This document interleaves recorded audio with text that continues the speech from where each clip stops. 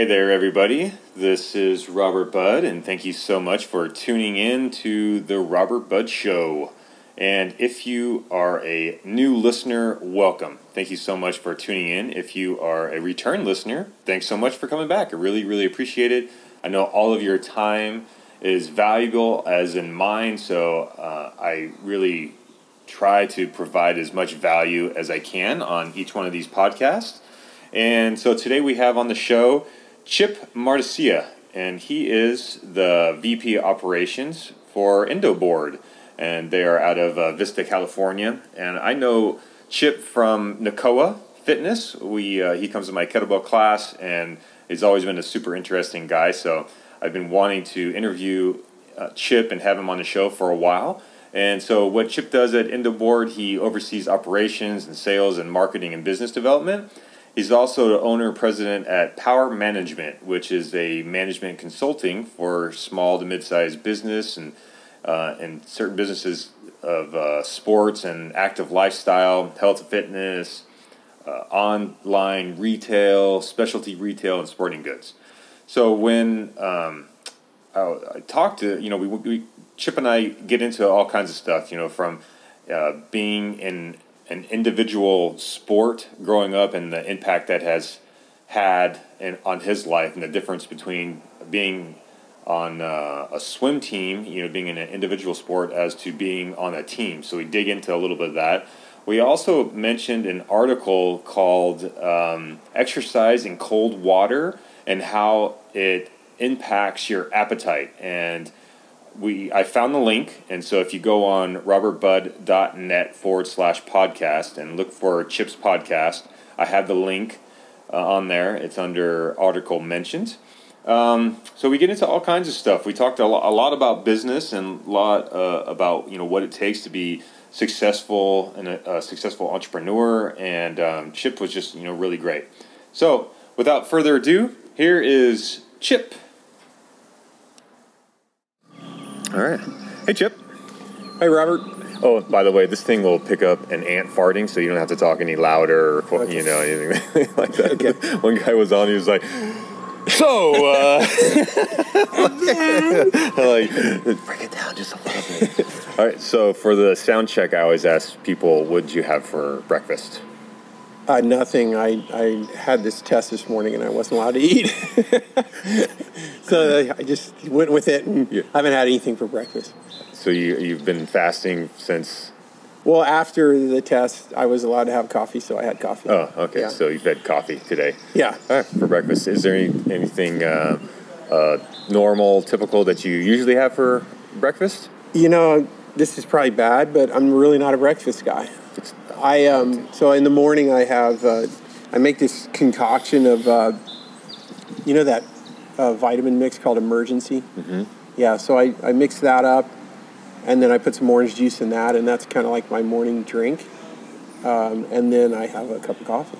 Right after that, or a little when that wears off? Kind of like with it. Oh. Yeah, I don't know if that's good. Doesn't an Emergency energy, whatever it is, has some energy in it, right? But not a whole lot. I think so. I don't know. I don't usually read labels. It just looks healthy. Does your wife tell you to take this or something? Or she actually suggested that I don't drink those two things back to back. And you've listened to the extent of I do it every morning. Well, that's my routine, and you can't tell me not to do my routine. You're a routine guy? Yeah, I'd say so. Yeah. Oh, it actually says a lot about people when I ask them about their breakfast. Some are like, ham and eggs, and some are like, I don't eat anything until dinner time. So I usually am pretty hungry by lunch. So. Has this been going on for a long time, or is this like a new thing? Or I was a big breakfast guy. When I was training in college and stuff, I ate huge breakfast. You couldn't not eat when you were training the amount that we were training in. As a swimmer, and we had an early morning workout. Yeah, you absolutely had to. So we would get done with our workout usually around 7 o'clock in the morning, and then we'd have a small window of time where we could go get something to eat before our classes started.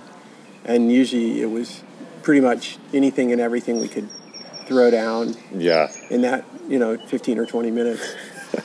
as many calories as you possibly could. It doesn't matter what it is. Yeah, I remember swimming and packing cooler just full of peanut butter and jelly sandwiches, and just as many as I can possibly fit in this little igloo cooler, and just eating those you know, as much as I possibly could. It's so I never really quite understood why it seemed like swimming made you so hungry, and I thought it was just me, or and then there was a study done at some point where because your core body temperature gets lowered,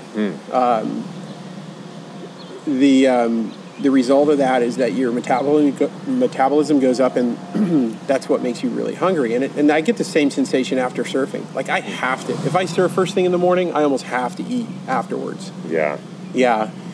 And again, I'm not really sure when the study was done or who did this study, but I heard about this study because they were really concerned with some of the weight gain on some of the swimmers at the University of Florida, and I think specifically the female swimmers. And so they did this study, and that's the conclusion that they came to.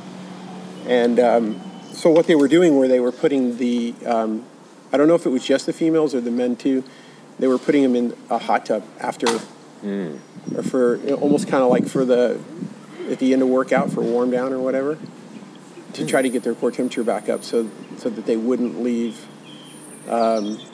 the pool with this, insatiable appetite. That's interesting. It is. And again, I just heard about this secondhand, and I'm sure it's available somewhere, or there's some article that was written about it. The reason I heard about it is the coach at the time at the University of Florida was under fire for his methodologies and his outspokenness on the weight gain of specifically his female swimmers. And it was borderline, I guess, if you talk to some of the female swimmers on, emotional, distress on the swimmers or whatever. It was a constant, it was like a weigh-in thing every single morning, every single afternoon. So it got to the point where he came under fire for that, and that was one of the things that came out of it, was this study as to why the swimmers were eating so much. I mean, don't get me wrong, they're working out a lot, but we worked out a ton, but it just always seemed like I said, I even today I get out of the water from surfing and it just seems like I have to eat. Yeah, it's my favorite thing to do. Much more so than if I go for a run or a bike ride or even work out here in Nacoa. I don't have that same sensation. I don't know about you.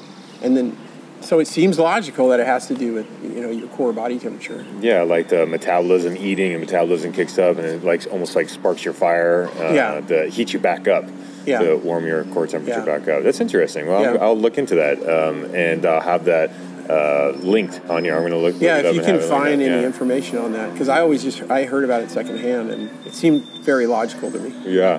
So you grew up swimming. When's the when did you get into a swim team and competitive swimming? Some of my first memories are being around a pool, and I grew up in South Florida, and we didn't have a pool at our house, but we would go to, there were these little kind of country clubs, I guess you call them. It's kind of a popular setup on the East Coast where, you have a little kind of community pool. And sometimes they're like public pools, and other times they're kind of more private. And while ours was known as a quote-unquote country club, it certainly wasn't, like the country club you would imagine. It was just like one small notch above the really disgusting public pool. No, I shouldn't say that, because where I grew up swimming was a really nice place. It just wasn't like the country club. Right. That country club, might mean to some people. You'd think of as a country club, yeah. But anyway, we always had kind of a community type of a pool that we went to, and I just remember, gravitating to the water. Like literally, as soon as the car door opened, I was running and I jumped into the pool, and I was literally in the pool all day. And then I can remember on 4th of July when you'd have the races for the little kids. I always won all the races for the little kids. I wasn't swimming or on the swim team, or, you know, who could go to the bottom and get the pennies. You know, I always got the most pennies or whatever. I just was super comfortable in the water. And then at 10 years old, I went to my parents and I asked, can I join the swim team? And, I always kind of look back at that like, you know, I think it's so cool that in this day and age, I think kids kind of almost are like, okay, you're going to play a sport, and this is the sport you're going to play because it's the most convenient sport, or it's the sport I played, you know, as a parent. Or I was just kind of like, hey, I just want to join the swim team. I like the water. So I went and I tried out, and I made the swim team at this place. It was a club team. It wasn't like, you know, a school affiliated or anything. And I just from that point forward, I kind of I went up the ranks through, you know, club swimming. You think that was an influence on your success as a swimmer because you actually you were a pull for it? You're like, I want to do this, instead of dad saying, well, you're going to play football because that's what you're going to do. I do think it was absolutely, because when I look back on my swimming career, which went for 15 years, you know, sure, there were days where I, you know, probably wasn't like super stoked to get out of bed at 6 a.m. to go swim, but in the end of the day, it was always my choice. Nobody was forcing me to do anything, and I was, you know, I enjoyed it. I mean, I always felt like that there was a challenge. It was what I wanted to do, and that I never ever felt like I'm sick of swimming, I'm going to quit swimming. Never. I don't ever once remember that thought entering my mind. Mm-hmm. Yeah, when I was on swim team, I just got tired of staring at a black line. But besides that, I always loved being in the pool. I still love being in the water to this day. You know, I'm way more comfortable in the water than I am out of it. If I have my choice, I'd be in the water. And I was the same thing. I can't remember ever not wanting to swim, ever not wanting to be on swim team or, you know, compete that way. And then that turned into being an individual sport guy. Yeah. And so you've kind of always been an individual sport guy yourself too. After you finished swimming, what'd you do after that? So after my senior year, I went to Arizona State University and swam. And then, you know, there's really not, you know, professional swimming. I mean, and there's kind of, I guess, some kind of similar type of stuff today. You can continue to stay on and try to stay on the national team and go to national team meets, whether that's the World Championships or the Olympics or whatever time of the year that it is, or whatever year you're graduating. But I had been on the national team for a couple years, and when I was done with school, I was just ready to move on. And so for I guess about a year, I really didn't do anything competitive athletics-wise, and it was just weird. You know, like I felt a little bit lost. Like the rest of my life was fine. Like I got a job, and I started my first job, and, you know, I focused on that, and but like there was just this big void, because for 15 years I had been training, and not just training for the sake of training, but training with goals in mind, with a purpose.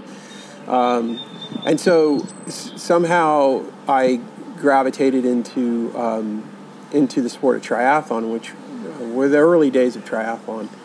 And funny story, when I got to ASU, I went to the University of Houston before I went to ASU, and then I left the University of Houston and went to ASU to finish out my swimming career, the last 3 years of my swimming career. And when I got there, the year I got there, our coach at ASU was a guy named Ron Johnson, who's passed away, but was a phenomenal coach. And this guy was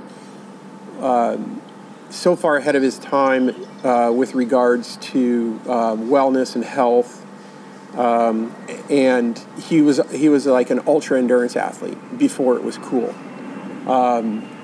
And he had us in like 1980, I guess it was like 1984, had us for preseason training for swimming, had us do a half Ironman triathlon, and then it wasn't an option. If you were on the swim team, you were just going to do it. And in hindsight, I'm thinking like, what made him think that he could take a bunch of swimmers and just get them through a half Ironman triathlon, and not just any half Ironman. It was in Arizona. It was outside of Phoenix in a place called Fountain Hills, which, the swim was fine. All the swimmers that did it, we were all like a mile ahead of everybody else. The bike was extremely hilly, and I'd never ridden a racing bike. I borrowed a Trek racing bike from a guy in my Spanish class. And then the 13.1 mile run in the desert. It was like 120 degrees. And, so we did this. We did it because we were told to do it. And he had trained us a little bit, but I couldn't really properly train. I had a beach cruiser at that time. And so anyway, I got through this thing, and it really hurt me because, like with anything, when you're a competitor, you're like, I wasn't just going to not try hard. It was a combination of like, I'm a competitor, I'm going to go as fast as I can in this thing. There were some factors, like number one, I didn't know how to manage a 4 or 5 or whatever hour race that it was. Number two, I'd never ridden a bike for more than about, a mile. And number three, I'd never really run, literally never run.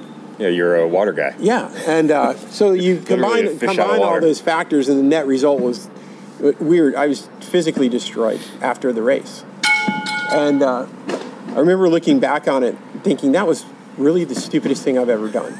Yeah. For any number of different reasons. We didn't train right. It hurt too bad, and yet you fast forward like 3 or 4 years later, and here I am deciding that triathlon is like going to be my next thing. Yeah. So anyway, I ended up in the sport of triathlon in kind of what I'll call the early days. Yeah. How'd that go? It went well. So in those days, you had a bunch of athletes that had converted from other sports entering into that sport. And there was a group of swimmers that were all kind of NCAA Division I top level swimmers that immediately became a little crew. And it was great because you immediately were, out front. And then, I once I decided I was going to do triathlon, I had to go buy a bike. So I went down to, I was in South Florida at the time in Palm Beach County, and I drove down to Miami because I heard that's where all the big bike shops were. And I found this big, huge bike shop, and I went in there, and it was like a kid in a candy store. I didn't really know that much about bikes, but I bought this really cool Italian bike, and I started training. And no disrespect to cyclists, but I found cycling to be somewhat easy in a sense that you didn't kind of have to be a natural so much like you have to be, I think, as a swimmer or a runner. You just go and ride 300 miles a week, and next thing you know, you're getting really fast on the bike. And as long as you knew you were a good bike handler and you had some agility and you were comfortable and confident as, on the bike, as a bike handler and so on, because, the bike can be dangerous. Yeah, it's different packs and all that kind of stuff. Yeah. So I really got into cycling and really loved cycling because it was exciting and dangerous and all those things that swimming necessarily wasn't. Yeah. So that was cool, and I just started kind of hammering on the bike, and the next thing I knew, I was a really good swimmer and a really good biker, and then there was the run. Yeah, so it took me a really long time to train myself, and I had to actually completely change my physique. Like, if you look at a swimmer, the first thing you think of is, that guy probably can't run. Or vice versa, if you look at a runner, and you threw him in the pool, he'd drown. So, and I'm making big generalizations, but for the most part, natural-born swimmers are not great runners, and natural-born runners are not great swimmers.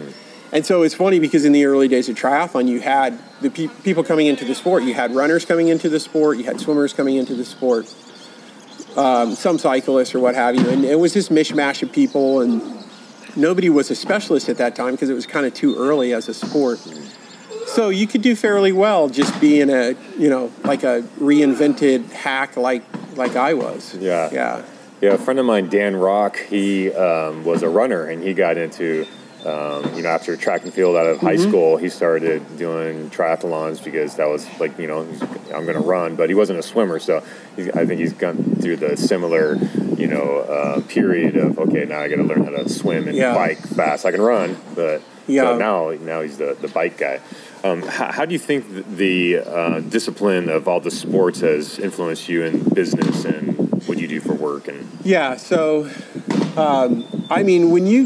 when you grow up with kind of a focus, a pretty big focus on training and especially in a sport like swimming where there's no drama, there's no BS, there's no my team didn't play well, oh, the defense sucked, the offense was great. There's none of that drama really involved in individual sports like track and field, distance running, swimming, and so you just learn. It's like I can't, there's no BSing your way through swimming. It's like you're either good or you're not because the clock doesn't lie, right? Yeah. And so you kind of learn to be kind of self-accountable, and you learn that the only way you're going to win something is to get faster. Mm-hmm. Like in a team sport, you can be a part of a championship team, and you may not necessarily have improved dramatically as a player. It's just that you had the right combination of guys around you. Yeah. And sure, you're going to, probably have contributed quite a bit to it. But my point is that it really, I think individual sports like swimming really kind of, for me, drove home like, it's me against that clock. The clock doesn't lie. You can't bullshit anybody. And that mentality, I think kind of extended on to, when I got into, the rest of my life, it was like hard, it's just, you got to work hard. Mm-hmm. You got to work hard, and you got to be self-accountable and accountable to other people too. And you can't just kind of hide, like in an organization or a team or whatever, and kind of piggyback onto the success of other people. Rely on everybody else. And so I grew up in an environment with an entrepreneur as a father. Like, he had some jobs. My dad had some jobs when I was really, really young. I don't even remember, but my mom tells me all the time about these crappy jobs that he had. Sales or whatever type of thing that he was just kind of grinding through it. That even though I don't remember those times, I just know my dad, and I'm like, that's not right for my dad. And then one day he decided that he was going to start a marina, and it was an in-and-out storage marina where it's like a big giant building, and there's a forklift, and they take boats out of the water and they store them in this marina. And when people want to use their boats, they call up and they say, "Can you put my boat in the water?" So it's a very popular concept. Not so much here in California. You don't see in-and-out storage marinas that much, but in South Florida, they're everywhere. And it was the first in-and-out storage marina in Palm Beach County. And so I watched him, not knowing. I think as a kid, you're just doing kid stuff, but you realize later in life, it's like I basically watch him start that place, and then not only just start it, but like do everything. Like, my dad came home every night covered in oil and grease because he was the mechanic working on boats, and he was the guy driving the forklift, and he was the guy, cleaning the bathrooms, and he had a lot of employees. The marina was a very successful place, but never once did I see my dad standing there in a crisp, clean shirt, barking out orders to minions. That wasn't his style. And so, that, I think growing up in that environment and seeing that kind of led me to believe that the entrepreneurial path was the path that I should probably pursue. What attracted you to it? I mean, none of that really sounds like, for most kids, what they would want to do, because it sounds like a lot of work. I mean, I don't know if it's a generational. It's a good question. It's like, wouldn't I have gotten? Yeah, wouldn't it have been a more positive thing for my dad to come home like nice and clean every day from work in a really fancy car and with a button-down shirt and loafers on and have tons of money all the time? But that wasn't the case. But then on the flip side, I just kind of saw that as an entrepreneur, he was the master of his own destiny. And we did, we were not wealthy by any stretch of the imagination, but there were some things the entrepreneurial lifestyle afforded us. And he could go, we took vacations every year to North Carolina to get away from the heat in Florida in the summer. And, for 2 months at a time. Like, what 2 other months at a time? Yeah, for what other job can you do that? And we had, we always had boats. My brother and I, and my sisters, we grew up in this. Do you remember the TV show Flipper? I love that show. Okay, so imagine that was literally the lifestyle or the kind of environment that I grew up in South Florida. You have one of those airboat things that skim across no, we just had little Boston whalers, and we were just on the water all the time. We fished, we dove, we because we were in this marine environment all the time. So if I wasn't in the pool, I was either water skiing or fishing or diving, free diving, or scuba diving. I learned to scuba dive at 9 years old. So, and I think it was the combination of although I never really sat down and thought about it, I think it was just the combination of having that lifestyle growing up that they kind of led me to think, the entrepreneurial entrepreneurial path it just affords you more freedom. I think in some ways it's less risky, or it's more risky, I should say. But I never really, when I started my first business, the risk didn't even enter into the equation for me, because I could live on $300 a week. So I'm I'm pretty sure this will work. And all I got to make is $300 a week. So it's a lot different now, obviously, but you have family and overhead's a little bit more than $300 a week. But so I started. So after college, I worked for 1 year for a friend of mine back in South Florida, and it was actually a great experience because I kind of saw how not to run a company. Yeah.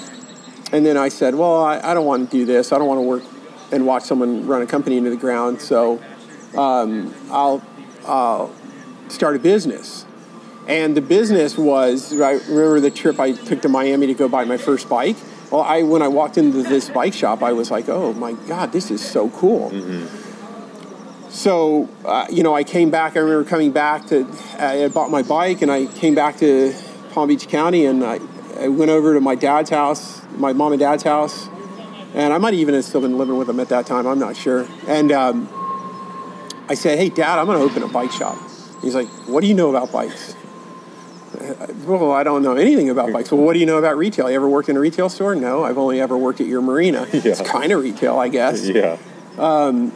And he goes, well, I mean, what's your business plan? I said, well, here's what I know. I know this area needs a bike shop. There's not a really good one, the kind that I would want to open, the kind that I saw down in Miami, and so I'm pretty sure it's going to work. And that was it. And one sentence on your business plan. Pretty sure this is going to work. Supply and demand. This will work. I'm pretty sure this is going to work. So, and I don't need a whole lot of money to live. So those are the two key factors. So anybody who's starting a business. If you're pretty sure it's going to work and you don't need a lot of money to live, Just go for it.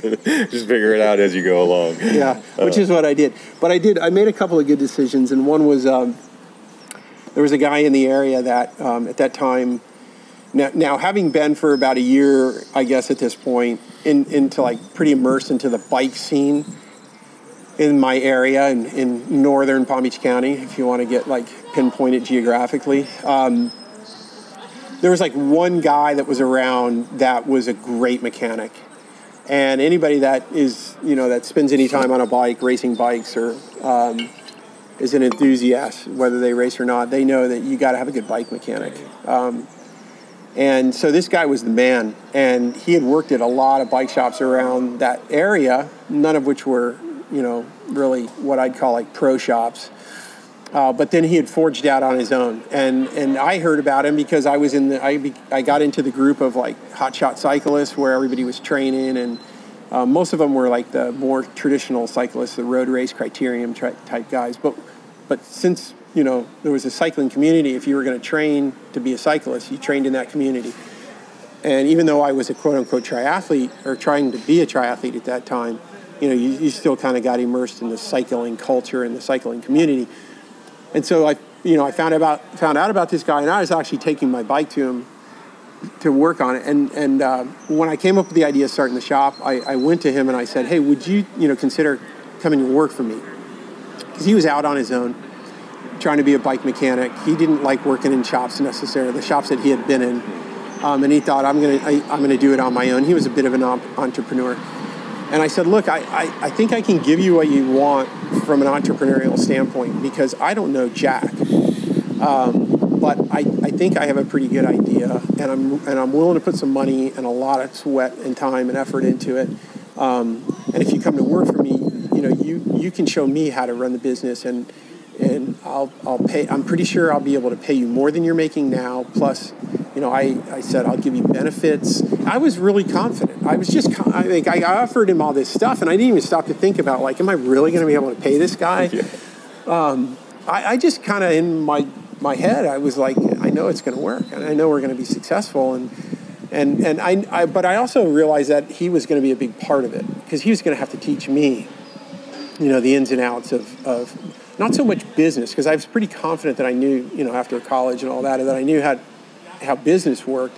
It was more like, how to change a bike tire. I mean, like, you can't own a bike shop and not know your way around the mechanical part of it, and know your way around bikes and the technical aspects of bikes, and how to sell them.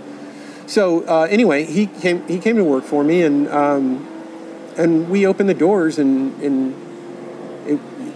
we never really looked back.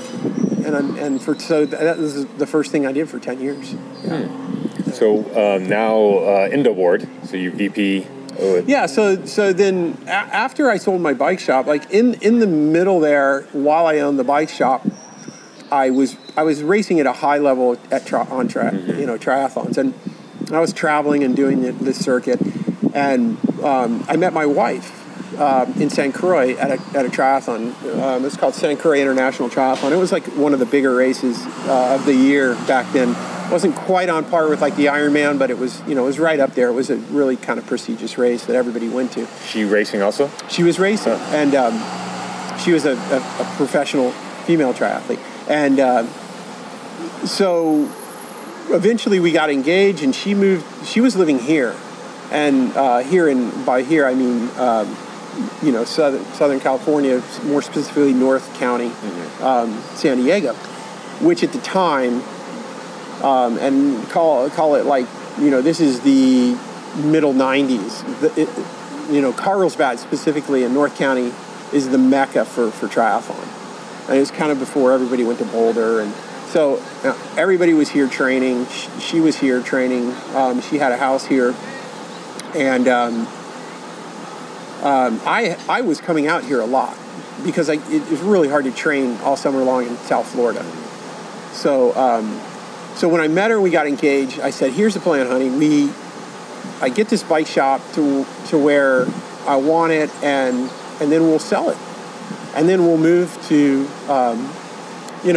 San Diego, Carlsbad, whatever, North County, and that was the plan. And I think that, partially lured her into agreeing to marry me, because, she needed some incentive.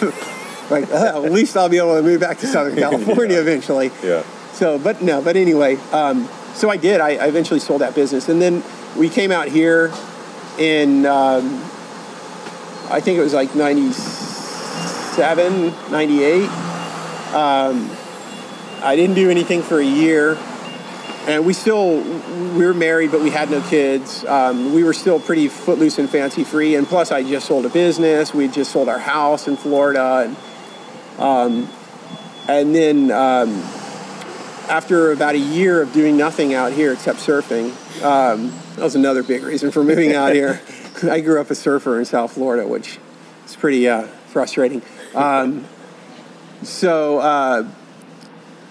I ran into some buddies that I knew from collegiate swimming and from they were professional triathletes, and or one specific buddy, and he had an idea for a business, and this was a business that was involved in mortgage financing of custom residential construction, and then construction management services as well, which I'm like, yeah, sounds good. I mean, I knew about as much as that as I did about the bike shop when I opened the bike shop. I'm seeing a pattern. Yeah. So then we started this company here, and we sold it just before the kind of credit market meltdown, which was pretty good timing. And we did all right. And it was good, and I learned a lot. But again, it was just another entrepreneurial venture. And right after I sold that business, I was kind of going, all right, now what? Never have I made enough money to I can retire now. As a matter of fact, I'm really not sure if I'll ever retire. But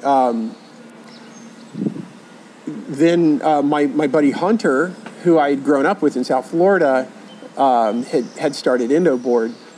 And we had stayed in touch all through the first few years of him starting out the business, and I would give him a little help from time to time, and he'd come visit here in Southern California and stay with us. And anyway, he was at a point where Indo Board had gotten to a size where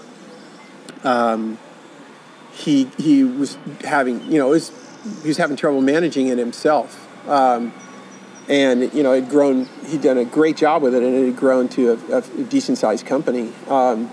And so he needed help, and so he asked, would you be interested? And I said, yeah, but I really want to stay here in Southern California. And so we worked out a deal, and I said, okay, I'll work remotely and I'll help run the company, and that's what I've been doing now for I don't know, like nine years now, and it's it's fun. It's just as entrepreneurial as anything I've ever done. In a sense that the company was really raw, and where it had an unbelievable, Indo Board's a great brand. Everybody's heard of it that's in kind of action sports or surf. It was just still a company that was it seemed like it was just days out of graduating from a back bedroom. It didn't have really any systems or anything that a company needs to grow and scale. And so I looked at it like I did the other two companies I had started, and I just tried to kind of in small bite-sized pieces create a company that was more efficient and more scalable. Yeah. So what's the passion for you? What because there really isn't anything that links all three of these companies together besides one, you not knowing how to do it, and kind of jumping into the entrepreneurial, not knowing how it's going to get done, but knowing it's going to get done, it's going to be successful. What drives you? Why do you? Yeah. So, I guess in all three instances, they were opportunities. And maybe I just needed opportunities. I mean, everybody needs opportunities. But I guess I figured I could hard work my way out of just about anything. I could hard work my way out of not being the smartest guy in the room. I could hard work my way out of not knowing the intricacies of running a retail bike shop, or the intricacies of construction loans or construction management, or the intricacies of manufacturing a product and distributing and selling it. So I guess, that's the common denominator in my decisions is, number one, they were just opportunities that I thought were coming my way for a reason. And number two, I just maybe am, ignorant or whatever. I just think I can pretty much hard work my way out of anything. Is the competitive aspect, competitive spirit, because you've been competing for... I guess it's, if you drew a big circle, it probably all comes back to just this, being an athlete and a competitor from the earliest days, and just, especially a swimmer or somebody that races against the clock, where it's just like, if I'm going to get faster, I got to work harder. Mm-hmm. Yeah. And unless I get faster, I can't send out a fancy video or beef up a fancy resume as a swimmer. To get recruited to college and all that stuff, you couldn't fancy your way out of it. Right. I mean, it was what's your time? Yeah. My background, swimming, of course, and then powerlifting and bodybuilding, stuff like that. I loved it because especially powerlifting, either you picked up the weight or you didn't. It was like that. It's like there's no line, you can't cheat your way out of a squat, or a deadlift. That was just how it is. No one is there to give you an extra team. There's no team. Hey, Coach, I need to sit down and rest. Can you send in the sub for me? If it's going to get done, then I'm just going to go and do it. What would you tell your 30-year-old self now? My 30-year-old self? Mm-hmm. I think as I've grown as a person, through my marriage and through being a father, it's I've learned to be less about myself. I would tell my 30-year-old self to it's not all about you. It's you need to really pay attention to the people around you and think about others. And while I always feel like I was a good boss, a really good boss. I hate that word, but a good mentor or whatever to my employees in all my businesses. I had very little turnover at all. I still, I think, as a person, I was probably very selfish and self-absorbed. And as I get older now, I try to make decisions based on not only how it's going to affect me, but how it's going to affect the people that are way more important to me. Mm-hmm. Which is my family and my friends and the other people that I am around. So if I look back on my 30s, that's probably the one thing that stands out. It's I was just all about me, and yeah. What would your 80-year-old self tell you now? Gosh, I don't know. My 80-year-old self. I don't even know. That's a tough question. I have no idea what my 80-year-old self would tell me. I try not to get that far ahead of myself. My wife has taught me, and other people have taught me, you got to kind of live for today. And while, I can still stress out like anybody else, and probably you'd be surprised, how stressed out I get over things sometimes. It's kind of, you don't have any control. I'm a devout Christian. It's a big part of my life. And part of being a Christian is realizing that you have to, don't get me wrong, you can prepare yourself, and you should. But your life is in the hands of God, and whether you believe in God or not, or whether you believe in Buddha or whatever, I think most people believe that either there's some kind of destiny that they have, or that some other entity is kind of. But I believe that while it's important to be diligent and to plan for the future, you can't. I'm not the kind of guy that's like, okay, I'm 53. By 55, this is where I'm going to be, and by 60, this is where I'm going to be. And so when I try to kind of think into the future, like, what's my 80-year-old self gonna tell my 52 or 3-year-old self? I don't know, because I don't. I guess it's a crappy answer, but I guess I don't really try to project that far into the future. Mm-hmm. And I'm sorry I can't answer the question better. I think you just did. Yeah. In that roundabout way. Yeah.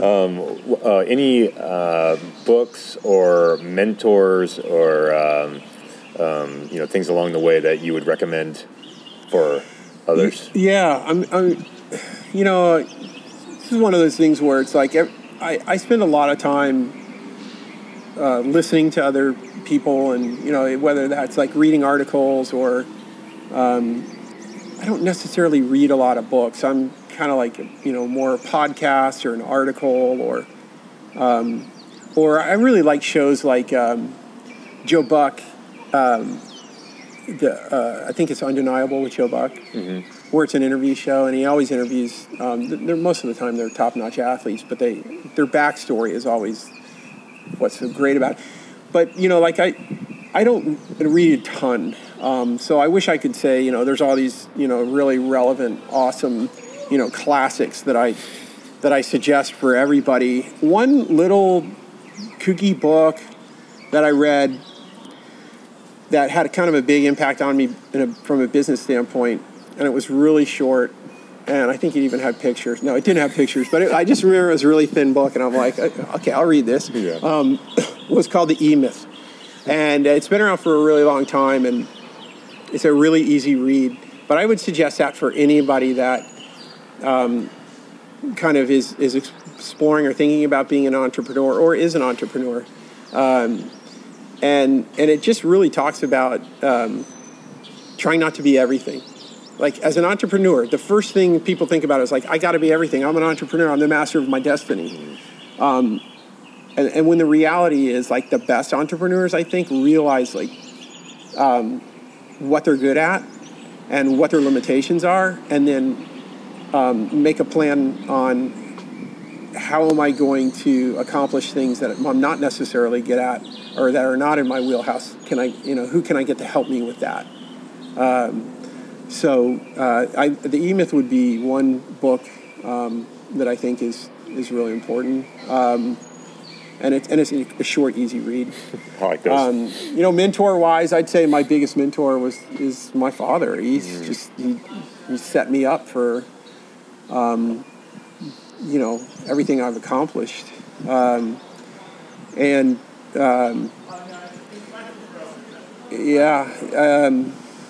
It's probably the simplest, two answers I got for you. It's great. What's next for you? What's coming up? I don't know. At some point I want to start another business. I'd like, my son's 15, and I'd like I had this kind of conversation with him the other night, like, hey, he always has really kind of good ideas. They're kind of, sometimes they're a little goofy, but a lot of, 15-year-olds, they got great, like, his mind is great. He sometimes comes up with the best ideas and funniest, like, takes on things. And I think it kind of goes back to the way that I was, where it was like, here's an idea, I think it's going to work. No, I know it's going to work. Yeah. And so I told him the other night, I'm like, hey, come up with a good idea. Just like, anytime you got a good idea, just throw it out there. Don't ever think it's dumb. Just because if it makes sense, let's start a business. And so, maybe I'd like to at some point think that I can start a business, and maybe at some point he could be involved. And if that's what he wants to do, I don't expect him to want to do anything with me. He's 15, and but we have a super good relationship. And but he's an only child, and not by choice. We just had some complications, and we ended up with just one. And you got to be careful with an only child that you're not the helicopter parent, and that you're not smothering them, and you're giving them choices. And really now, my big thing with him is just let him make his own choices. But I still, he's a really fun kid, and we spend a ton of time together. But to answer your question, maybe start a business, and if he wants to be involved, great. Yeah. The ideas of that, the youth is so great because it's not clouded by all the past and what will work, what work and all that kind of stuff. All the failures that have stacked up, all that kind of stuff that you got nothing to go on. Of course it's going to work, I can take on the world, man. It's awesome. I mean, I'm not, so much like that anymore. Like, I'd really, you got to think twice now. I mean, I look at my life now, and it's, significantly more complicated and significantly higher overhead than it was when I was, could live on $300 a week. And so, but in the end, at some point you got to be able to just kind of grab your cojones and have faith and say, if I think this is a really good thing to do, and I feel like this is what, God's calling me to do, or whatever, whatever your motivation is, then I'm going to do it. And it's not as easy now as in the past, but I'm hopeful that I'll do something will come along, and I love what I'm doing now, and I can't complain about what I'm doing now at all, and it's really fun. But I do envision another business of some type. Yeah. Anything coming up for the Indo Board? You guys got anything in particular?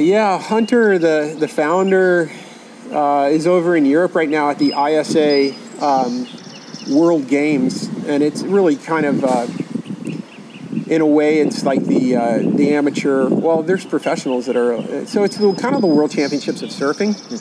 And it's super relevant now because surfing is now in the Olympics. So this is this is really the first time that the ISA World Championships have ever really been a really good reflection of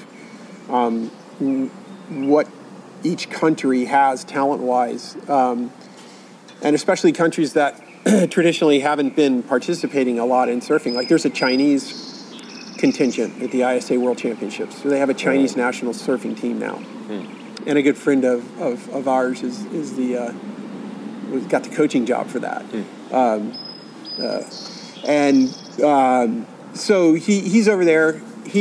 Hunter loves to travel and loves to be the man behind the brand. He does a great job at that. So that's what he's doing. I like running the company. I really like just figuring out.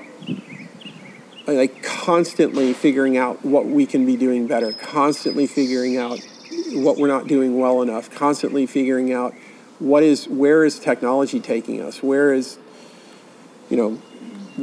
business headed, from a standpoint of, retail business. Is it, it's changed. We started out as a company that was in brick and mortar specialty retail, and as you know, that's a tough business right now. So how do you morph into a company that can keep up with, continue to keep growing every year after 20 years and continue to stay relevant in the eyes of our market, and then,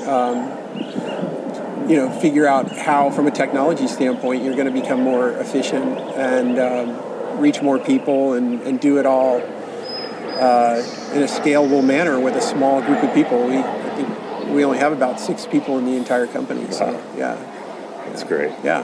Cool. What would you like to leave people with? Wow, I don't consider myself a philosopher or anything. But,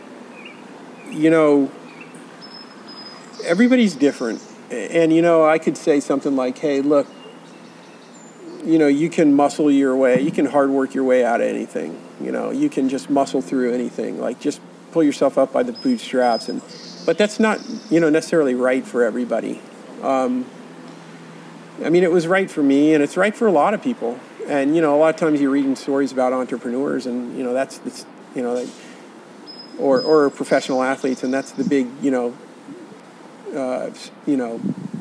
message that comes out of it is like, just muscle through it, you know, just hard work solves everything. And while that's been successful for me, and to an extent, I think each individual person just needs to figure out what they're passionate about, and really be true to yourself. You know, don't take an opportunity that's not something you're passionate about because it's a paycheck or what have you. Or maybe you need to. Maybe that's okay. But know that, you know, if you're going to be happy in life and successful in life, you're probably going to have to be doing something that you're passionate about. And you may need to take a job that that isn't in your quote unquote wheelhouse, or that you're not super passionate about. But I'd say, you know, have passion in everything you do. Because if you lack passion in your life, whether it's with work or with relationships or whatever, it's going to be apparent. You know, people are going to notice that, and you can only get so far. Without a passion for what you're doing. I agree. Yeah. Where can people find you? Oh, wow. I'm not a social media guy at all. Seriously, I don't have a Twitter account. And that sounds kind of like old and crotchety, but I feel like I got enough going on without having to send out Instagram pictures and tweet about everything. I'm on Facebook. If they want to find me, come to NCAA at noon. There you go. Right? I'm here every day. Yeah. If someone wants to take me on, I'm here. That's great. Yeah. Perfect. Great way to end it. And speaking of which, we're going to get into a noon class right now and get after it. Well, thanks so much for being on the show, and I really appreciate your time. Thank you, Robert. All right, cool. All right, and that was Chip. So as Chip's, like he said at the end, come take him on. So come to NCAA Fitness. He's at all the noon classes, and he's a bit of a rock star in the class. You know, the guy's got an engine that just does not stop. So he's a real pleasure to for one to have on the show, and for another to have in class. He's an athlete at heart, always looking to better himself and kick somebody's ass in class. So it's pretty fun. Thank you so much for listening. I really appreciate it. All the show notes, anything that we talked about that could be linked, I put on the website, robertbud.net/podcast, and it's under Chip's podcast, so you can find all that good stuff there. You can find Chip at NCAA, or on his on Facebook. And so I can be found, all the socials, RobertBud16 on Instagram. I'm on RobertBud on Facebook, all that kind of good stuff. If you have, like I said, any questions or any kind of comments or suggestions about the podcast, I love getting those. I've used them. People have suggested different things for the podcast, and I've been taking that on. So if you have any of those, then find me on the socials. Also, if you would like to get a short email from me, I send one out once a month, and I like to investigate things like different ways to eat, different diets, different ways to exercise, different ways of working on the mind, mental mindset, mental mindset, is that word? I don't know, your mindset. Anyways, I dig up all that kind of stuff, and if you would like to get the email, go on robertbud.net / it's not a / anything, it's robertbud.net, and you just enter your email under where it says put in your email. This is not a newsletter. Anyways, that's all I've got for you for today. And until next time, just keep up the good work, get out there, live life, and I'll talk to you soon.